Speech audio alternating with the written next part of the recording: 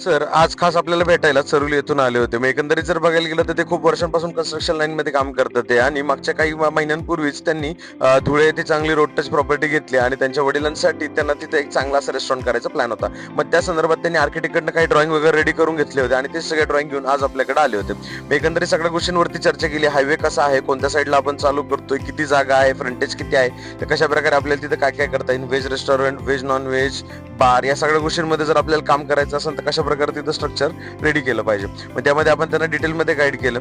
Room sizes कशा असल्या पाहिजे त्याबद्दल आपण गाईड केलं. काही गोष्टी आर्किटेक्टकडनं चुकल्या होत्या तर त्या आपण सगळ्या करेक्ट करून घेतल्या. कारण का आता नंतर ऑपरेट करताना त्यांना त्रास नको व्हायला. कारण काय होतं की छोट्या छोट्या गोष्टी असतात पण त्याच्यामध्ये आपल्याला ऑपरेट करताना उद्या चालून त्रास झाला की मग अडचणी वाढत जातात.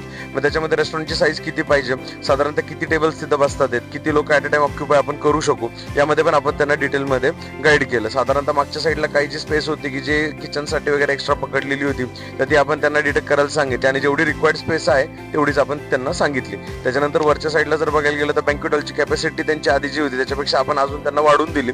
त्याच्यामध्ये आपण काही थोडेसे प्लॅनमध्ये चेंजेस केले जेणेकरून त्यांना ऑपरेट करताना सोपं पडेल. म्हणून कधी आधीच ऑफिस व्हिजिट घेतली की सोपं पडतं. प्लॅन जर एकदम काय होतं स्ट्रक्चर रेडी झालं की त्यानंतर आम्हाला चेंजेस करणं अवघड होतं.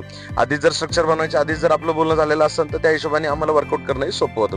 अशा सगळ्या गोष्टींमध्ये चर्चा करून आपण त्यांचा निरोप घेतला. भेटूया उद्या. लाईक करा, फॉलो करा, शेअर करायला विसरू नका. Stay tune.